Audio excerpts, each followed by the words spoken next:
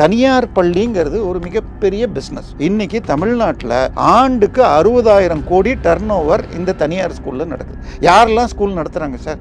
List எடுத்து பார்த்தால் நம்ம இது ஸ்டாலினுடைய மகள் செந்தாமரை ஸ்டாலின் சன்ஷைன் ஸ்கூல்னு வச்சுருக்காங்க. அவங்க வேளச்சேரியில் ஒரு ஸ்கூல் வச்சுருந்தாங்க, மடிப்பாக்கம் வேளச்சேரியில். இப்போது அதை விட மிகப்பெரிய அளவில் குரோம்பேட்லேயும் பெருங்குளத்தூர்லேயும் இன்னொரு ஸ்கூலை வாங்கியிருக்காங்க. இன்னும் எக்ஸ்பாண்ட் பண்ணிக்கிட்டே இருக்காங்க. அதுக்கப்புறம் பார்த்தா மெட்ராஸ் பப்ளிக் ஸ்கூல்னு ஆற்காடு வீராசாமி அன்பழகன் மகன் வச்சுருக்காரு. அதுக்கப்புறம் இது பொன்முடி, வேலு, ஜோசப் விஜய் சார் விஜய் வித்யாசிரம்னு வச்சிருக்காரு. இதெல்லாம் கூட பரவாயில்ல சார். விஜய் வித்யாசிரம் வந்து ஃப்ரீயா தானே சார் இருக்கு கல்வி அப்படிங்களா? அவங்க வெப்சைட்ல போனால் 23,000 ரூபா ஃபீஸ்ன்னு இருக்கு, நான் பார்த்ததில்ல. சரியா? அது மாத்திரம் இல்லை, விஜய் சார் நான் நீங்கள்லாம் ஊழல் பண்ணி சம்பாதிச்சிங்க, நான் உழைச்சி சம்பாதிச்சேங்கிறாரு. அந்த இடம் 4 ஏக்கரோ என்னமோ அவர் வாங்கியதை அவர் 10 கோடிக்கு ரெஜிஸ்டர் பண்ணியிருக்கார். எனக்கு தெரிஞ்சு 2015-16 அந்த இடத்துல ரேட்டு 10 கோடி, 1 ஏக்கர் கூட கிடைக்காது. ஸோ இதுவும் அவர் கைட்லைன் வேல்யூவில் அதுவும் ஊழல் தான். நமக்கு திருமாவளவன் ஒருத்தர் இருக்கார் இல்லை, அவருக்கு வேளச்சேரியில் ஒரு ஸ்கூல் இருக்குது சார். ஸோ அந்த பள்ளியிலையும் சிபிஎஸ்சி ஸ்கூலு ஹிந்தி சொல்லித்தராங்க.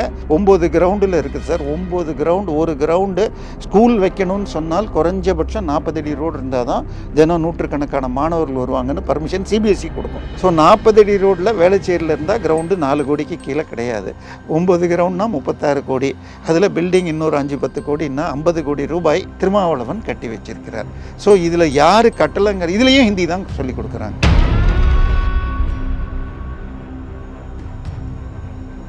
கல்வி அமைச்சர் அவர் ரொம்ப அழுதெல்லாம் பண்ணார். உடனே அந்த அழுகிய சில பேர் கிண்டல் பண்ண உடனே உணர்ச்சி இருந்தால் அழுவீங்க, அதாவது கல்லை கடவுளாக பார்ப்பவர்கள் வேறு, கல்லாக பார்ப்பவர்கள்லாம் என்னென்னமோ டயலாக்லாம் விட்டார். சார் நீங்கள் ரொம்ப பைத்திய அறிவு கொண்டவங்க சார். நீங்கள் நிஜமாக அழுகணும்னா எங்கே அழுதுருக்கணும்? உங்கள் மாவட்டத்தில், திருச்சி மாவட்டத்தில் பிஷப் ஹைமன் பள்ளின்னு சொல்லிட்டு ஒரு தொடக்க பள்ளி சார், 5வது வரைக்கும் படிக்கிற பெண் குழந்தைகள் பள்ளி. அதனுடைய ஹெட்மிஸ்ட்ரஸ் சகாயமேரின்னு சொல்லிட்டு அவங்க மகன் ஒரு டாக்டர் சார். எங்கே? நம்ம அன்பில் மகேஷுடைய சொந்த ஊட்ட லால்குடியில் அரசாங்க ஆரங்க சுகாதார டாக்டராக இருந்த சாம்சன்கிறவன் அம்மா எச்சமாக இருக்கிற ஸ்கூலில் போய் அந்த ஹாஸ்டலில் இருந்து 50 பெண் குழந்தைகளுக்கு பாலியல் வன்கொடுமை கொடுத்தார். 1.5 வருஷம் ஆச்சு சார். நீங்கள் இது வரைக்கும் அங்கே போய் என் இடத்துல இது பண்ணுறீங்களா? நீங்கள் சைதாப்பேட்டில் ஒரு ட்ராமா அடித்தார், யாரோ ஒரு மகாவிஷ்ணு ஏதோ பேசினதுக்கு. இதுக்கு போய் எதாவது பண்ணீங்களா?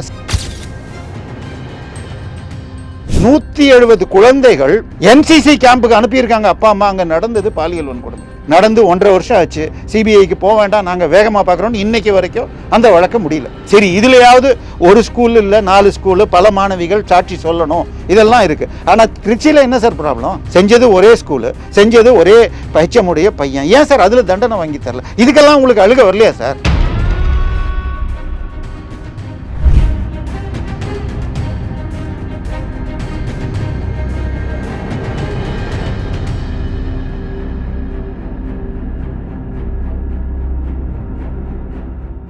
ரியல் ஒன் நண்பர்களுக்கு வணக்கம்.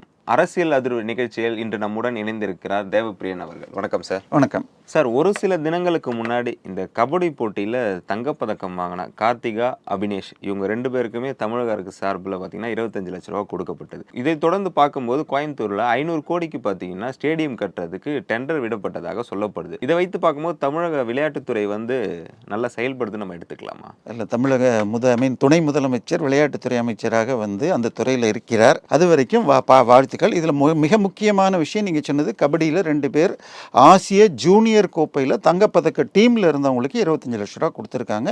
இது வரவேற்கத்தக்கது, நல்ல அமௌண்ட் தான். 25 லட்சங்கிறது குறைவு கிடையாது. அதுவும் ஆசிய கோப்பையில் ஜூனியர் 14லேருந்து 18 வயசு உள்ளதில் டீமில் 2 மெம்பர், ஆண்களில் ஒருத்தர் பெண்களில் ஒருத்தர், கார்த்திகாவும் அபினேஷ்க்கும் கொடுத்துருக்காங்க. ஆனால் தமிழக மீடியாவில் பார்த்தீங்கன்னா இதை வைத்து ஒரு பக்கம் ஜாதி அரசியல், ஒரு பக்கம் இன அரசியல்னு சொல்லிட்டு இந்த கார்த்திகா எஸ்சி பிரிவை சேர்ந்தவரா, ஜாதியை சேர்ந்தவரா, அந்த கார்த்திகாவை மீட் பண்ணாத ஆளே இல்லைன்னு கூட நம்ம சொல்லலாம். அதான் அவங்க இதில் நம்ம ஓஎம்ஆரில் இருக்கிற கண்ணகி நகரில் இருக்காங்க. அவங்களுடைய தாயார் தூய்மை அல்லது துப்புரவு தொழிலாளர் அப்படிங்கிறாங்க. அது மிக அப்படிப்பட்ட ஒரு பேக்ரவுண்ட்லேருந்து இந்த நிலைக்கு வந்த அந்த பெண்ணை நாமும் பாராட்டணும், கொடுத்ததையும் வரவேற்கிறோம். ஆனால் நம்ம இடதுசாரி இந்த பக்கம் என்ன பண்ணிட்டாங்க, அது எஸ்சிங்கிறனால தான் 25. ஆனால் செஸ்ஸில் உலக சாம்பியனாக ஜெயிச்ச குகேஷுக்கு 5 கோடி கொடுத்தாங்க, இவங்களுக்கு வெறும் 25. அவர் வேர்ல்டு சாம்பியன். இது ஆசியாவில் சீனியரில் ஜூனியரில் டீம் மெம்பர். ஸோ இதில் எந்த குறையும் இல்லை, தமிழக அரசு மிகச்சிறப்பாக செய்திருக்கிறது.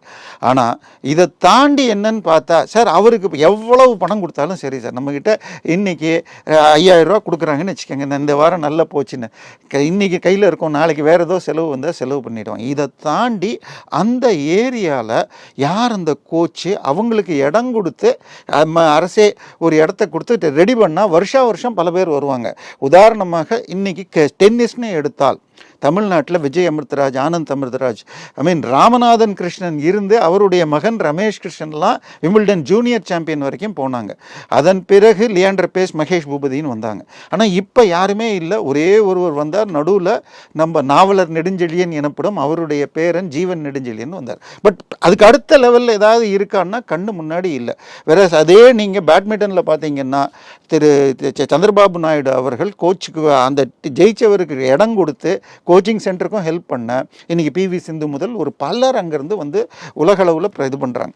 ஆனால் இது பண்ணியிருக்கணும்னு நான் வேறொரு சேனலில் சொன்னேன், இன்றைக்கு பேப்பரில் அதுவும் வந்திருக்கு, பாராட்டணும். ஆனால் நீங்கள் சொன்னீங்களே கோயம்புத்தூரில் கிரிக்கெட் ஸ்டேடியம், சார் கிரிக்கெட் நடத்துவது இந்தியாவில் டிஎன்சிஏ, இங்கே தமிழ்நாட்டில் இருந்தால் TNCA Tamil Nadu cricket association, India இது மாதிரி ஒவ்வொரு மாநிலத்துக்கும் இருப்பது சேர்ந்து இந்தியன் கிரிக்கெட் போர்டு. ஆனால் இவங்க வந்து பல ஆயிரம் கோடிகள் சம்பாதிக்கிறாங்க. ஒரு மேட்ச் நடந்தால் அதுக்கு எவ்வளோ கொடுக்குறாங்க, ஒரு பிளேயருக்கு 10,000 500 கோடி 600 கோடின்னு ஏலம் எடுக்கிறாங்க. அப்படி இருக்கிறப்ப இதை ஏன் சார் நீங்கள் கட்டுறீங்க? நம்ம வரி பணத்தில் இதை ஏன் கட்டணும்? நேற்றுக்கு இந்திய பெண்கள் வந்து உலக சாம்பியன் ஆகியிருக்காங்க, அவர்களும் கங்க்ராச்சுலேட் பண்ணலாம். அதுக்கு அவங்களுக்கு கொடுக்குற ப்ரைஸ் 125 கோடி, தோக்கிற அன்றைக்கி அதில் பாதி கொடுத்துருப்பாங்க. அப்போது அவ்வளவு பணம் கிரிக்கெட் போர்டுகிட்ட இருக்கிறப்ப நீங்கள் எதுக்கு நம்ம வரி பணத்தில் பண்ணணும்? எவ்வளவு கேவலமாக தமிழ்நாடு இருக்குதுன்னு நமக்கு தெரியும். இது ஆசிரியருக்கு கொடுக்கறதுக்கு பணம் இல்லை, மத்திய அரசு கொடுக்கல, அவங்க பாஷையில் மண்ணிலை குன்றியபடி ஒன்றிய அரசும்பாங்க, கொடுக்கல அப்படிம்பாங்க. ஆனால் இதுக்கு எதுக்கு இந்த 500 கோடி நீங்கள் சொல்லணும்? கிரிக்கெட் சார், இதெல்லாம் விட கொடுமை. ரியல் ஒன் சேனலில் நான் முதல்ல கொடுத்த வீடியோ என்னன்னு சொன்னால், சேப்பாக்கம் கிரிக்கெட் ஸ்டேடியத்திற்கு சிஏஜி அறிக்கைப்படி 2015 வரைக்கும் 1081 கோடியும், அதன் பிறகாக இந்த 2025 வரைக்கும் 3000 கோடி வாடகை பாக்கி இருக்கும். அதை வசூல் பண்ணிங்களா? அதுக்கு வெள்ளை பேப்பர் வெள்ளை அறிக்கை கொடுங்கன்னு உடனே நம்ம இவர்கிட்ட டிஆர்பி ராஜேட்டரை கொடுத்தா ஒரு வெள்ளை பேப்பர் இப்படி காமிச்சிருவார். நம்ம கேட்குறது எவ்வளவு வாடகை பாக்கி, எவ்வளோ நீங்கள் பேசி வாங்கினீங்கன்னு கேட்டோம். அதை பண்ணல. அதை விட்டுட்டு இந்த 500 கோடி என்பது மக்கள் வரிப்பணத்தில் நடக்கும் மிக தவறான செய்கை. இது தடுக்கப்படணும் சார். இதை தொடர்ந்து பார்த்தீங்கன்னா மத்திய அரசு UDIC என்ற நிறுவனத்திலேருந்து ஒரு அறிக்கை வெளியிட்டிருக்காங்க. என்னென்னா, தமிழகத்தில் இந்த கவர்மெண்ட் ஸ்கூலில் வந்து சேர்கிற மாணவர்கள் எல்லாம் வந்து பார்த்திங்கன்னா ரொம்ப குறைவாக இருக்குது அப்படின்ற மாதிரி அறிக்கை வெளியிட்டிருக்காங்க. இதனோட உண்மைத்தன்மம் என்ன சார்? இல்லை, வருடம் மத்திய அரசு இந்தியாவில் இருக்கிற அனைத்து டிஸ்ட்ரிக்டில் இருக்கிற எல்லா பள்ளிகள்லையும் எப்படி சேர்றாங்க, அதை விட முக்கியமாக சேர்ந்ததுக்கப்புறம் பாதியில் விட்டுட்டு போகிறாங்களா அப்படிங்கிறதெல்லாம் கணக்கு எடுக்கிறாங்க. இதில் இடைநிற்றல் அப்படிங்கிறாங்க. இதில் இடைநிற்றல்னால் 2 விதமாக இருக்கும். ஒன்று வந்து வெளியூர் டிரான்ஸ்ஃபர் ஆகி போகிறது, இப்போ கவர்மெண்ட் வேலையிலையோ இல்லை நமக்கே வேறு இந்த மெட்ராஸில் இருக்கிற வேலையை விட சம்பளம் ஜாஸ்தி கிடைக்கிது, கோயம்புத்தூர் போகிறோம், பெங்களூர் போகிறோம், அப்படி போகிறது ஒன்று. இன்னொன்று, ஸ்கூல் நல்லா இல்லை, வாத்தியாரே இல்லை, இங்கே படித்தா பையன் கெட்டுடுவான் அப்படின்னு சொல்லிட்டு குழந்தைங்க கெட்டுடும் அப்படின்னு பெற்றோர்கள் மாத்திரம். இது 2மே நடக்கிறதுக்கு இந்த இடைநிற்றல் தான். ஏன்னா 100க்கு 90 பேர் வேறு ஸ்கூலுக்கு போயிருக்கலாம். ஆனால் இதில் பெருவாரியாக தமிழக அரசை எடுத்துக்கிட்டிங்கன்னா 2021-25 காலத்தில் 21ல் 0.5க்கு கீழே இருந்தது. இப்போ 2.5% 5ஆவது வகுப்பு வரைக்கும் இடைநிற்றல் ஜாஸ்தியாகிருக்கு. இப்போ இது மிகப்பெரிய, அதுலேயும் என்னடான்னு பார்த்தீங்கன்னா ஓராசிரியர் பள்ளின்னு சொல்லிக்கிட்டு தமிழகத்தில் கிட்டத்தட்ட அந்த மாதிரி பள்ளிகள் 3500 இருக்குதான். அதில் 95,000 பேர் படிக்கிறாங்க. இப்போ ஓராசிரியர்னா 5ஆம் கிளாஸ் வரைக்கும் 5 ஸ்கூல், 1வது 2வது இப்படி இருக்கிற 5 கிளாஸுக்கு ஒரே ஒரு வாத்தியார். அவர் என்ன பண்ணுவார், காலையில் யாரோ ஒரு கிளாஸுக்கு எடுத்துகிட்டு ஏதோ ஒரு ஒர்க்கு கொடுத்து இதை பண்ணுங்க அப்படின்னு சொல்லிட்டு அடுத்த கிளாஸுக்கு போயிடுவார், திருப்பி இன்னொரு கிளாஸு. அப்போ எந்த மாதிரி படிக்க முடியும் குழந்தைங்க? அதுவும் 5ஆவது வரைக்கும் இருக்கிறப்ப தான் அதிக அட்டென்ஷன் தேவை அப்படிங்கிற நிலைமையில் இதெல்லாம் பார்த்துட்டு பல பேர் நீக்கியிருக்காங்க. ஸோ இதே மாதிரி அவங்க என்ன பண்ணியிருக்காங்க, நம்ம என்ன சொல்லுவோம், ஆரம்ப பள்ளி, தொடக்கப்பள்ளி, இதுக்கு அடுத்தது பார்த்தால் இடைநிலையும், அடுத்தது உயர்நிலை பள்ளி. இதில் ஒன்னொன்னுலையும் பார்த்தா இதே மாதிரி தமிழகம் கிட்டத்தட்ட 2021க்கு முந்தைய 5 வருஷத்தில் டாப் 5ல் இருந்தோம். இப்போ கடைசியிலேருந்து 9வது இடத்துக்கு போயிருக்கோம். நம்ம ஒரு 15-20 நாள் இருக்குமா, கல்வியில் சிறந்த தமிழ்நாடுன்னு ஏதோ ஒரு ஸ்டேடியத்தில் போட்டு அதுக்கப்புறம் காலையில் வச்ச சாம்பாரை எடுத்து டேஸ்ட் பண்ணிவிட்டு அந்த டிவி சேனலில் வர அம்மா இவ்வளோ நல்லா இருக்கு, நான் ஸ்கூலுக்கு இன்றைக்கி படிக்கணுன்னாங்க. அதுக்கப்புறம் ஒரு சினிமாக்காரர் இதில் உட்காந்து ஈவேரா இல்லைன்னா படிக்க முடியாது, துரோணர் என்னென்னமோ உளர்னாங்க. சார் கல்வியை பற்றி சொல்ல வேண்டியது யார்? ஆக்சுவல் மாணவர்கள். இன்னொன்று சார், 2 விஷயம் இருக்குது. இன்றைக்கி அரசு பள்ளி, தனியார் பள்ளி. நான் படித்தது அரசு பள்ளி தான். 5வது வரைக்கும் கவர்மெண்ட் ஸ்கூலில் தான் படித்தேன். 6லேருந்து 10 அரசு உதவி பெறும் பள்ளியில் படித்தேன். அதுக்கப்புறம் கவர்மெண்ட் பாலிடெக்னிக்கில் தான் படித்தேன். ஸோ முழுக்க தனியாரில் நான் படித்ததே கிடையாது. ஆனால் இன்றைக்கி என் பையனையோ அல்லது அதுக்கு அடுத்த என் பேத்தி எடுத்தா நான் போய் கவர்மெண்ட் ஸ்கூலில் சேருன்னு சொன்னான். என் மனைவியும் அப்போ சேர்க்க ஒத்துக்கல, நானும் திங்க் பண்ணல. இப்போ இப்போ பொண்ணுக்கிட்ட சொன்னால் என்ன ஒதிப்பா ஏன்பா அப்படின்னு. ஸோ இதுதான் இந்த இதுக்கு காரணம் என்ன? இதுக்கு அடுத்தது தனியார் பள்ளிங்கிறது ஒரு மிகப்பெரிய பிஸ்னஸ். இன்றைக்கி தமிழ்நாட்டில் ஆண்டுக்கு 60,000 கோடி டர்ன் ஓவர் இந்த தனியார் ஸ்கூலில் நடக்குது. யாரெல்லாம் ஸ்கூல் நடத்துகிறாங்க சார்? லிஸ்ட் எடுத்து பார்த்தால் நம்ம இது ஸ்டாலினுடைய மகள் செந்தாமரை ஸ்டாலின் சன்ஷைன் ஸ்கூல்னு வச்சுருக்காங்க. அவங்க மேடவாக்கம் வேளச்சேரியில் ஒரு ஸ்கூல் வச்சுருந்தாங்க, மடிப்பாக்கம் வேளச்சேரியில். இப்போது அதை விட மிகப்பெரிய அளவில் குரோம்பேட்லேயும் பெருங்குளத்தூர்லேயும் இன்னொரு ஸ்கூலை வாங்கியிருக்காங்க. இன்னும் எக்ஸ்பாண்ட் பண்ணிக்கிட்டே இருக்காங்க. அதுக்கப்புறம் பார்த்தா மெட்ராஸ் பப்ளிக் ஸ்கூல்னு ஆற்காடு வீராசாமி அன்பழகன் மகன் வச்சுருக்காரு. அதுக்கப்புறம் இது பொன்முடி, வேலு, அதுக்கப்புறம் இவங்கெல்லாம் கூட பரவாயில்ல சார். நம்ம ஜோசப் விஜய் சார் விஜய் வித்யாசிரம்னு வச்சுருக்காரு. இதெல்லாம் கூட பரவாயில்ல சார். விஜய் வித்யாசிரமம் வந்து ஃப்ரீயாக தானே சார் இருக்குது கல்வித்துறை அப்படிங்களா? அவங்க வெப்சைட்டில் போனால் 23,000 ரூபா ஃபீஸுன்னு இருக்குது நான் பார்த்ததில்ல. சரியா? அது மாத்திரம் இல்லை, விஜய் சார் நான் நீங்கள்லாம் ஊழல் பண்ணி சம்பாதிச்சிங்க, நான் உழைச்சி சம்பாதிச்சேங்கிறாரு. அந்த இடம் 4 ஏக்கரோ என்னமோ அவர் வாங்கியதை அவர் 10 கோடிக்கு ரெஜிஸ்டர் பண்ணியிருக்கார். எனக்கு தெரிஞ்சு 2015-16 அந்த இடத்துல ரேட்டு 10 கோடி, 1 ஏக்கர் கூட கிடைக்காது.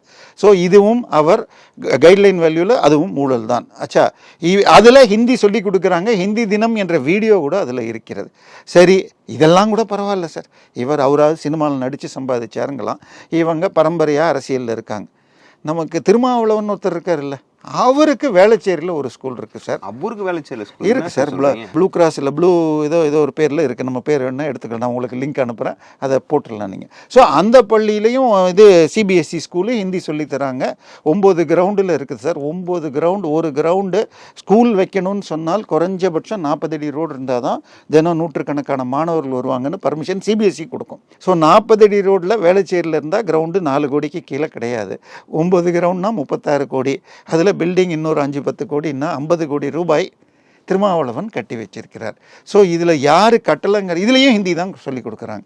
ஸோ எல்லாருக்கும் தமிழ் மீது பற்று இருந்தால் அவங்க என்ன பண்ணியிருக்கணும், இவர் நம்ம சமச்சீர் கல்வின்னு கொண்டு வந்தார் பாருங்க திரு கருணாநிதி, அதை கொண்டு எல்லாம் சிபிஎஸ்சி தான் நடத்துகிறாங்க.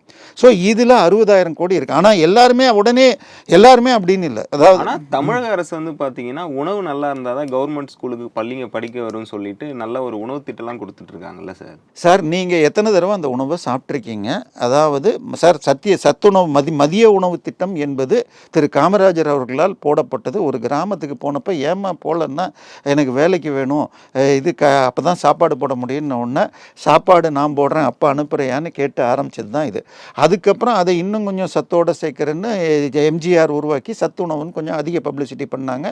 அப்புறம் ஜெயலலிதா காலத்தில் முட்டை போடுறது இதெல்லாம் பண்ணாங்க. ஆனால் திரு கருணாநிதி அப்போ என்ன சொன்னார்னா, பையனுக்கு சாப்பாடு போட்டுட்டு அப்பாவுக்கு சாராயம் ஊத்துறீங்கன்னு கிண்டல் பண்ணி எழுதியவை இன்றைக்கும் முரசொலியில் எழுதினது இருக்குது. ஆனால் இவர் வந்த பிறகாக காலை உணவுன்னு ஆரம்பிச்சிருக்காரு.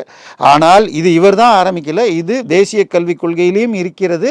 போன ஆட்சியில் அது அடிப்படையில் ஏற்கனவே கர்நாடகா போன்ற மாநிலங்களில் இது இருக்கு.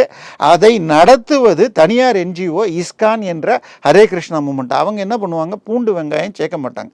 அதை எதிர்த்து அங்கங்கே இடதுசாரிகள் குரல். அப்போ நீங்கள் நடத்துங்கன்னா யாரும் வரல. அவங்களுக்கு தமிழ்நாட்டில் நீங்கள் ஒரு கேன்டீன் கொடுங்க சார், நாங்கள் சமைச்சு போடுறோன்னு ஒன்று. சென்ற கவர்னராக இருந்தவர், முந்தைய கவர்னர், அவர் தன்னுடைய ஸ்பெஷல் ஃபண்ட்லேருந்து 5 கோடி கொடுத்தார். அதை எதிர்த்து நம்ம பிடிஆர் அவர்கள் 5 கோடி அவர் ஏதோ எடுத்துட்டார், கணக்கு கொடுக்கலன்னார். அதுக்கப்புறம் அங்கே பதில் வந்தப்புறம் அடங்கி போயிட்டாங்க. ஸோ ஏற்கனவே இருந்த திட்டத்தை பெரிது பண்ணியிருக்காங்க. பட் அதையும் வரவேற்போம். குழந்தைங்க படித்தா நல்லது தான். ஆனால் அந்த ஸ்கூலில் இருக்கிற டீச்சர்ஸ் இல்லைங்கிறப்ப தானே பிரச்சனை. இன்னைக்கு எத்தனை பேர் உங்கள் சொந்தக்காரங்க யாராவது கவர்மெண்ட் ஸ்கூலில் படிக்கிறாங்கன்னா நீங்கள் எப்படி பார்ப்பாங்க? ஸோ இதை ஒசத்துறதுக்காக ஏதாவது பண்ணியிருக்காங்க. எல்லாருமே ஸ்ட்ராட்டஜி பார்த்து தான் இப்போ இல்லை ஸ்டேட்டஸ் இல்லை சார். நான் இப்போ சேலத்தில் நான் இருந்தப்போ 80களில் பெண்கள் பள்ளின்னா அரசு அந்த பஸ் ஸ்டாண்டுக்கிட்டே அது இது இப்போ அன்றைக்கி இருந்த பழைய பஸ் ஸ்டாண்டுக்கிட்டே இருந்த கவர்மெண்ட் ஹை ஸ்கூல் தான் நல்ல ஸ்கூல். அதுக்கப்புறம் சாரதா வித்யாலயான்னு இருக்குது. அதே மாதிரி நான் திருப்பூரில் இருந்தப்போ தேவாங்கபுரம் மிடில் ஸ்கூலில் தான் நான் படித்தேன். அந்த பள்ளி தான் அன்றைக்கி ஃபேமஸ் ஸ்கூல். ஸோ இதெல்லாம் வந்து அந்த நல்ல ஆசிரியர் இருந்து நல்ல இவங்க இருந்தால் நல்லா நடக்கும். ஆனால் நமக்கு ஒரு இவர் இருக்கார், கல்வி அமைச்சர். அவர் ரொம்ப அழுதெல்லாம் பண்ணார். உடனே அந்த அழுகிய சில பேர் கிண்டல் பண்ண உடனே உணர்ச்சி இருந்தால் அழுவீங்க, அதாவது என்னது கல்லை கடவுளாக பார்ப்பவர்கள் வேறு கல்லாக பார்ப்பவர்கள்லாம் என்னென்னமோ டயலாக்லாம் விட்டார். சார் நீங்கள் ரொம்ப பைத்திய அறிவு கொண்டவங்க. தினம் உங்கள் தலைவருடைய கல்லறையில் போய் தயிர் வடையையும் முரசொலி பேப்பரை வைக்கிற அளவுக்கு உங்களுக்கு சார் நீங்கள் நிஜமாக அழுகணும்னா எங்கே அழுதுருக்கணும்? உங்கள் மாவட்டத்தில், திருச்சி மாவட்டத்தில் பிஷப் ஹைமன் பள்ளின்னு சொல்லிட்டு ஒரு தொடக்க பள்ளி சார், 5வது வரைக்கும் படிக்கிற பெண் குழந்தைகள் பள்ளி. அதனுடைய ஹெட்மிஸ்ட்ரஸ் சகாயமேரின்னு சொல்லிட்டு அவங்க மகன் ஒரு டாக்டர் சார். எங்கே? நம்ம அன்பில் மகேஷுடைய சொந்த ஊர். நான் பிறந்த லால்குடியில். சரி, லால்குடிக்கு பக்கத்தில் இருக்கிறது அன்பில். ஆச்சா, அங்கே ஆரம்ப சுகாதார அரசாங்க சுகாதார டாக்டராக இருந்த சாம்சன்கிறவன் அம்மாவுடைய ஸ்கூலுக்கு போயிட்டு, அம்மா எச்சமாக இருக்கிற ஸ்கூலில் போய் அந்த ஹாஸ்டலில் இருந்து 50 பெண் குழந்தைகளுக்கு பாலியல் வன்கொடுமை கொடுத்தார். 1.5 வருஷம் ஆச்சு சார். நீங்கள் இது வரைக்கும் அங்கே போய் என் இடத்துல வந்து இது பண்ணுறீங்களா? நீங்கள் சைதாப்பேட்டில் ஒரு ட்ராமா அடித்தார், யாரோ ஒரு மகாவிஷ்ணு ஏதோ பேசினதுக்கு. இதுக்கு போய் எதாவது பண்ணீங்களா? சரி, நீங்கள் போக வேண்டாம் சார். அந்த கேஸை முடிக்கிறதுக்கு ஏதாவது பண்ணியிருக்கீங்களா? போலி என்சிசி கேம்ப்னு சொல்லிட்டு கிருஷ்ணகிரியில் ஒரு பள்ளியில் 13 பெண் குழந்தைகள் உங்களுக்கு பாலியல் வன்கொடுமை செய்யப்பட்டார்கள் 2 அப்படின்னு அப்புறம் கேஸ் போட்டு சிபிஐக்கு போடணுன்னு பிஜேபியிலேருந்து மோகன்ராஜுங்கிறவர் போட்டால் நாங்கள் அந்த ஒரு பள்ளிக்கூடத்தில் 2 மாணவிகள் பாலியல் வன்கொடுமையும் மற்ற மாணவிகள் பாலியல் சீண்டலும் நடந்திருக்கு. பாலியல் வன்கொடுமை செய்யப்பட்ட அந்த 2 குழந்தைங்களுக்கும் 5 லட்சம் ரூபாயும் மற்றவங்களுக்கும் 1 லட்சம் கொடுங்கன்னு ஹைகோர்ட் சொல்லிட்டு இவங்களே நாங்கள் வேகமாக நடத்துகிறோன்னு. இங்கே 2023 ஆகஸ்ட்டில் நடந்த விஷயம். இது செப்டம்பர் அக்டோபரில் வந்த கேஸு. நவம்பர் மாதம் கேஸ் வர்றப்ப நான் இது ஒரு பள்ளி இல்லைங்க, 4-5 பள்ளியில் நடந்திருக்கு. நாங்கள் இது வரைக்கும் 170 லட்சம் ரூபாய், 1,70 லட்சம் ரூபாய் நஷ்டஈடு கொடுத்துருக்கோன்றாங்க. இப்போ பாலியல் வன்கொடுமை ஒரு ஸ்கூல்லையும் 2 பேர் வச்சா கூட 4-5 ஸ்கூலுக்கு 10 பேர்னு வச்சா 50 லட்சம். மீதி ஒரு லட்சம்னா கிட்டத்தட்ட 120 ஸ்டூடெண்ட்டுக்கு வருது. 170 குழந்தைகள் என்சிசி கேம்புக்கு அனுப்பியிருக்காங்க. அப்பா அம்மா அங்கே நடந்தது பாலியல் வன்கொடுமை நடந்து 1.5 வருஷம் ஆச்சு. சிபிஐக்கு போக வேண்டாம், நாங்கள் வேகமாக பார்க்குறோம். இன்னைக்கு வரைக்கும் அந்த வழக்கு முடியல. சரி, இதுலையாவது ஒரு ஸ்கூல் இல்லை 4 ஸ்கூலு, பல மாணவிகள் சாட்சி சொல்லணும், இதெல்லாம் இருக்கு. ஆனால் திருச்சியில் என்ன சார் ப்ராப்ளம்?